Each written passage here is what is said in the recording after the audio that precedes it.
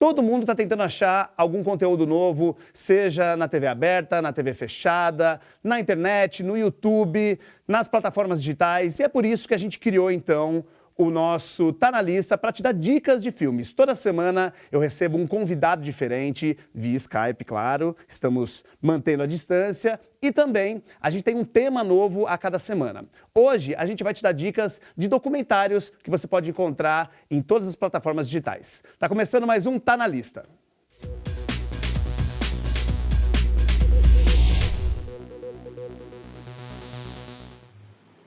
E a minha convidada de hoje é a queridíssima Flávia Guerra, crítica de cinema, documentarista. Flávia, muitíssimo obrigada por ter aceito o convite. Estou muito feliz de entrevistar você. Eu que agradeço, obrigada. É muito bom a gente poder trazer essas listinhas que a gente tem feito aqui nos nossos bloquinhos. Então vamos dividir as listas, né? Pois é, Flávia. E todo mundo está meio que já saturado de alguns conteúdos, já assistiu de tudo, né? Sempre acha que assistiu de tudo, mas tem muita coisa nova para se assistir, né? Ai, tem muito. A gente diz, ai, zerei isso, zerei aquilo, mas se você fizer uma pesquisinha assim, além do que aparece ali, né, no line-up principal, você sempre acha um monte de coisa lá. Eu mesma falo, nossa, eu não acredito que esse filme estava aqui. Nossa, esse filme faz 10 anos que eu não vejo. E não acaba nunca essa lista aí, não. Antes de tudo, eu só quero lembrar uma coisa. Onde é que você estava um ano atrás? Você lembra? Um ano atrás eu estava na Riviera Francesa cobrindo o Festival de Cannes, exausta, provavelmente eu estava exausta, não, certamente eu estava exausta, mas essa semana é de um pouquinho de melancolia para a gente que acompanha o cinema, né, Miguel? Não tem como, Cannes não tem. Foi muito bom que a gente se encontrou lá, né, Flávia? Eu estava de férias e você trabalhando para o Canal Brasil. Não, foi ótimo, a gente se encontrou na festa do filme italiano, lembra? Foi maravilhoso. Foi muito legal, né? Foi muito bom. Não é todo dia que a gente se encontra numa festinha assim na Riviera Francesa, né? Chique, né? Vamos começar então. A Flávia escolheu 5 documentários e a gente vai começar, claro, pelo primeiro. Vamos lá, primeira dica.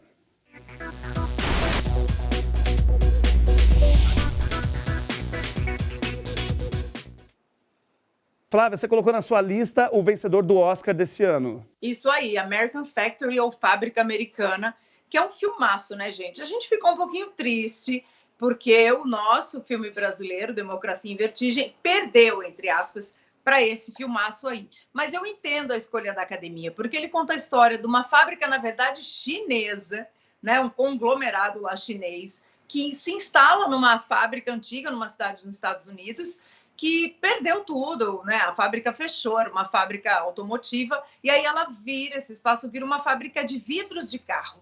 E tá todo mundo felizão no começo. Tem um arco dramático bem bom, assim, no sentido de parece filme de ficção. E aí a gente vai vendo, né, aqueles problemas de relacionamento. Emprego novo, tá todo mundo feliz, mas depois tem desentendimento aqui, desentendimento ali, e aquele clash, né, aquele choque de culturas. O jeito americano de trabalhar, o jeito chinês, toda a mentalidade que envolve, e a gente vê, assim, num pequeno microcosmos, como a gente diz, o que acontece quando duas culturas tão diferentes estão disputando, na verdade, o poder, né? Pelo capitalismo do mundo, pelas fábricas, pelo dinheiro. É um pequeno universo para falar da dinâmica do mundo inteiro. É um filmaço, assim, gente, parece chato você falar, ai, nossa, não, você não desgruda o olho da tela, e não é à toa que ganhou o Oscar, né, Miguel? Não, ele é incrível. E eu acho que ele é muito mais importante por isso, né? Por mostrar essas diferenças sociais entre os países, né? Como a China é tão diferente dos Estados Unidos, que meio se parecem com a gente mesmo, assim, né? Na maneira de trabalhar, nos direitos. É mais ou menos isso, né, Flávia? É, mais ou menos isso. Eu gosto muito que esse filme tem um estilo que a gente chama quase totalmente observativo, que é aquele tipo de estilo de documentário que o diretor ele não interfere na cena. Parece que ele não está lá, né? Os americanos é que inventaram, na verdade, esse estilo e eles fazem isso muito bem. Então não tem entrevista, sentadinho, vamos falar. Até tem, eles dão uma misturada no estilo, mas não tem aquela coisa careta, né? Entrevista, agora é a hora da entrevista. Não, tudo está muito natural ali. E como eles passaram muito tempo acompanhando, porque eles são dessa cidade, eles vão acompanhando todas as evoluções e vão até a China também. O momento da China, para mim, é surreal. E aí você entende assim, como é que a dinâmica dá tão certo para os chineses e não dá certo para os americanos, porque é tudo parte de uma grande cultura, né? Não é só a da fábrica, é de toda a sociedade chinesa. Eu acho esse filme é incrível, fala muito do trabalho no mundo contemporâneo, né? A cena da festa chinesa é muito surreal, né? As diferenças ali mostradas, é muito louco aquilo. É muito louco. E eu gosto demais, assim, do momento em que o dono dessa fábrica, ele se questiona. Eu gosto desses momentos que você percebe que o entrevistado está distraído até quando fala. Ele diz assim, às vezes eu fico pensando, eu fico vendo a China da minha infância, como mudou. Hoje em dia as crianças não têm o contato com a terra que eu tinha, com a natureza, assim, elas têm mais dinheiro, mas elas têm uma vida muito diferente. Eu fico pensando se tudo que eu construí, eu fiz para o bem da China de verdade ou não. Então, é o grande questionamento, acho, desse filme. Será que tudo que a gente construiu foi para o bem das novas gerações? Né? Então, esse questionamento é um questionamento universal. E é por isso que eu acho que esse filme comoveu aí os votantes da academia e comove a gente também. Então, American Factory está na Netflix, fácil de achar lá, American Factory. Aproveite essa dica da Flávia. Vamos para a segunda. Essa segunda eu tô com muita vontade de assistir esse filme. Eu já tinha escutado falar sobre ele, mas hoje que você me relembrou dele, eu falei, eu preciso assistir hoje mesmo. Vamos então para a segunda dica de documentário de hoje.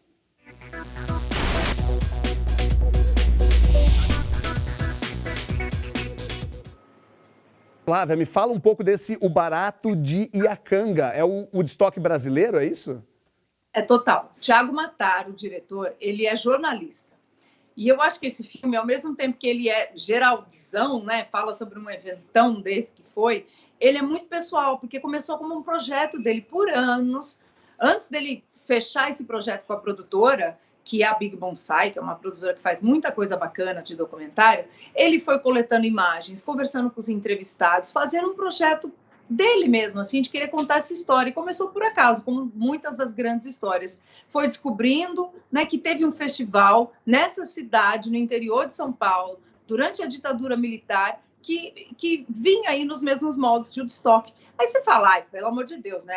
Não tem estrutura nenhuma, uma fazendica de uma família, como assim? Aí você vai vendo tudo se construir, aquele sonho hippie de amor, de alegria, e os nomes que ele conseguiu levar, João Gilberto, ai, tem tanta gente, Gilberto Gil, tem muita gente boa. Você fala, não é possível, e é possível, foi possível, teve várias edições, e tem toda essa discussão, né, sobre quando uma coisa cresce muito, como é que se mantém esse caráter, né, o espírito do que começou, e ao mesmo tempo momentos incríveis que quase ninguém sabia que existia. Eu não sabia. Isso que eu ia te perguntar, Flávia, porque foi um festival que ao longo do tempo foi sumindo, na verdade, né? A gente escutou, claro, a gente ouve falar de Woodstock até hoje, mas esse festival brasileiro, que levou tanta gente conhecida, famosa, né, grandes artistas, ele foi sumindo ao longo dos anos. Ele foi, na verdade, ele teve a primeira edição, a segunda edição, e depois, como um projeto, aí eu não vou contar muito aqui da história, porque vale a pena assistir, mas como todo projeto tem seus percalços, e aí ele foi enfraquecendo mesmo, né? Mas é bonito da gente ver como é que um sonho começa, se torna possível, e às vezes, quando ele cresce demais e sai do seu escopo inicial ali, ele às vezes não dá certo, né? Então, o filme traz também essa reflexão e os momentos, e aí eu acho que também traz esses momentos de comunhão com o público. Os momentos do João Gilberto, gente, eu nem vou falar muito deles, porque descubram. São, acho que, os momentos mais bonitos que eu já vi, assim, de documentação. Eu já tive a sorte de ir a shows do João Gilberto. Eu nunca vi o João Gilberto tão iluminado. E ele mesmo falava, né, que os shows de Iacanga foram os melhores shows da carreira dele. E a gente nem sabia disso. Então, documentário musical, que é uma tradição muito legal do Brasil, o Brasil faz ótimos, né? Tem até o festival só disso, o Inédit, eles trazem esses momentos muito especiais dos artistas que a gente ama. Então, filmaço, gente, ganhou aí o Inédit, passou Não É Tudo Verdade, tá aí pra gente assistir no streaming, então, assim, não percam. Fica a dica, então, Barato de Iacanga também na Netflix, tá certo? Vamos agora para a terceira dica. A terceira dica é de um diretor chileno. Vamos conferir? Terceira dica, então.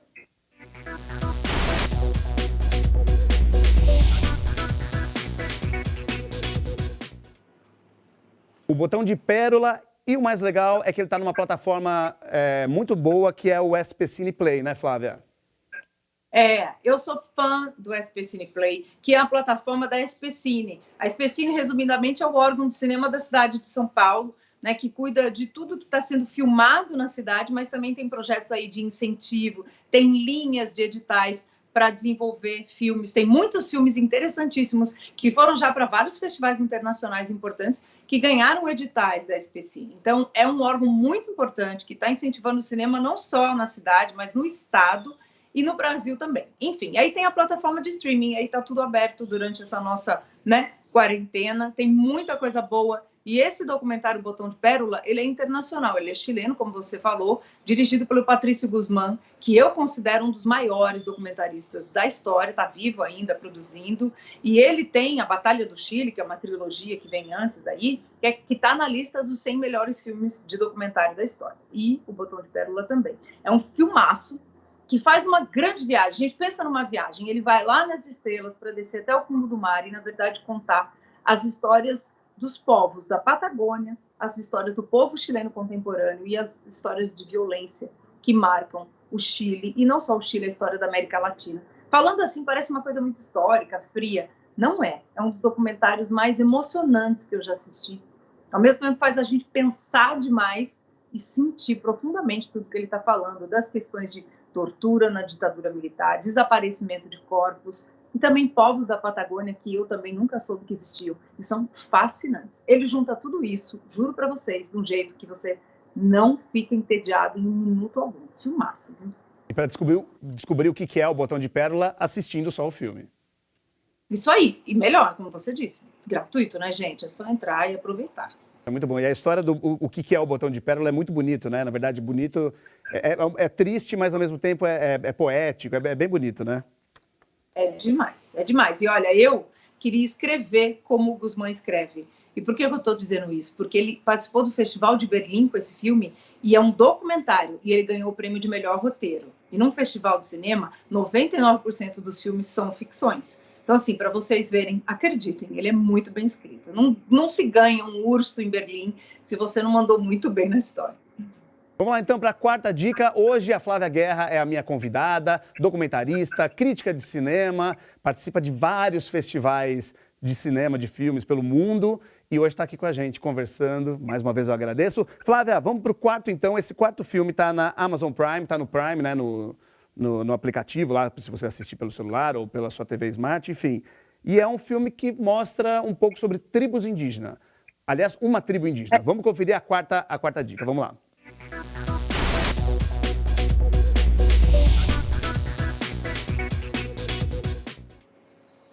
Flávia, eu falei que é uma tribo indígena, mas é mesmo? Piripicura é uma tribo indígena? Olha, na verdade, era. Esse é o ponto desse documentário.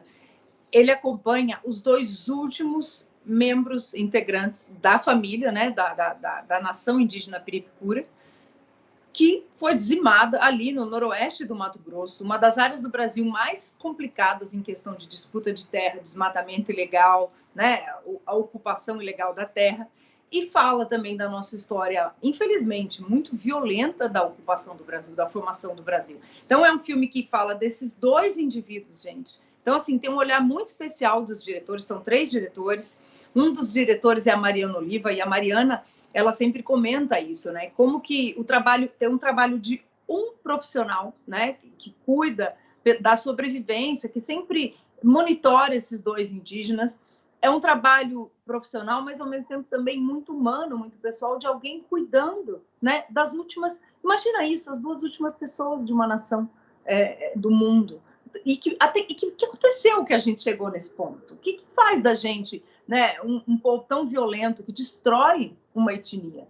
Né? Então, é um filme que, ao mesmo tempo, acompanha eles, a gente vê essas questões de como você se comunica, como eles se comunicam com o mundo. É muito interessante a gente entrar nessa narrativa para humanizar a figura do índio. A gente chama índio, a gente nem fala indígena. Por muito tempo no Brasil, pôde-se matar o indígena como se matasse um animal. Nem animal a gente pode matar, né? Então, é um filme, e ao mesmo tempo é um filme muito, muito interessante, assim, que tira a gente desse lugar comum. Filmaço, ganhou um monte de prêmio, ganhou o prêmio no Festival de Amsterdã de Documentários, que é o mais importante do mundo, ganhou o prêmio da PCA de melhor documentário do ano passado. Então, assim, ganhou vários prêmios, é um filmaço também, tira a gente, assim, na nossa zona de conforto. Eu sou fã do Piripicura. Piripicura, então, é a dica, tá no Prime, se você quiser, aliás, assista, porque é muito interessante. Vamos para a quinta e última dica, então. Essa última dica, ela fala de uma mulher muito forte e que tem uma história muito bonita. Vamos lá, quinta dica de agora.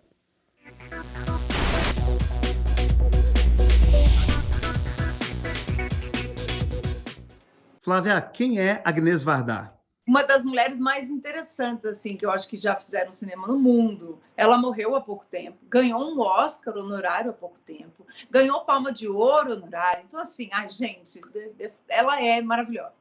E ela é uma cineasta que influencia gerações aí. Ela dirigiu documentários, dirigiu ficções. A obra dela é muito legal. E aí eu vou contar assim, eu tenho uma história. Ela não tem história nenhuma comigo, nem lembra que eu existia.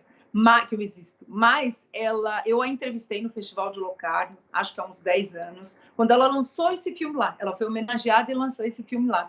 E eu lembro que eu aprendi demais. Para mim foi tipo, sabe aquelas revelações, aquelas epifanias? Porque em um momento ela diz assim, quando eu comecei a fazer cinema, eu vim lá, né, que ela era belga, mas praticamente francesa, porque fez toda a vida profissional na França, na vida de pescadores, muito humilde. Quando eu comecei a fazer cinema, eu estava muito mais ligada às artes plásticas. Eu não conhecia a Nouvelle Vague, eu não conhecia os grandes mestres, então eu fui fazendo. Porque se eu conhecesse, eu ia morrer de medo da comparação, morrer de medo de falhar. Eu fui fazer o meu cinema. E eu acho que é uma grande lição dela, assim, não só de cinema, mas de vida, assim, fazer sem esse medo. E ela era tão inventiva, ela colocava instalações no meio dos filmes, ela mexia com o tempo, mexia com os argumentos, ela foi muito criativa e acho que pela falta desse medo. Então, assim, ela é maravilhosa, esse filme a gente descobre todo o processo criativo dela, é ela por ela mesma. Então, assim, ela bota espelho na praia, sabe? Ela faz instalação no meio da rua, ela é maravilhosa. E ela concorreu ao Oscar há pouco tempo, acho que há 2 anos, com um outro filme também, né? O Visage Village, com um jovem artista, o J.R., nunca envelheceu artisticamente. Então, esse filme é para a gente descobrir uma grande mulher. O Varda por Agnes, então, é uma autobiografia. É isso. É isso aí. É isso aí. Uma autobiografia audiovisual. E aí é uma viagem com ela. É delicioso esse filme, assim. Eu queria ser amiga dela, sabe? Tipo, ouvir as coisas que ela tem para contar. Ela tinha uma personalidade muito forte, mas ao mesmo tempo era encantadora. Então, ficam aí Fora que o melhor corte de cabelo e cabelo do mundo, né? O cabelo dela é incrível, cabelo, né? Cuiazinha, assim, genial. Flávia, antes da gente encerrar, eu quero falar também de um curso que você vai ministrar pela internet. Aliás, fica o convite para você também vir aqui na TV Tech, porque a gente tem vários cursos. Seria uma delícia receber você aqui para a gente poder ter um pouco do seu conhecimento. Mas antes da gente encerrar... Vou adorar. Me chama que eu vou adorar. Por favor, por favor. Já tem o café em casa, uma pizza. Olha só, eu assisti nesse final de semana o Miss Americana, que é o documentário da Taylor Swift. Eu me lembro que você viu esse filme, esse documentário, no Festival de Sundance, é isso? É isso aí, eu vim em Sundance Hoje eu aprendi a falar. Sundance ou Sundance? Americano fala Sundance, né? É a dança do sol. De sol não tem nada, que negócio só tem neve. Eu falo que ia chamar Snow Dance, mas tudo bem.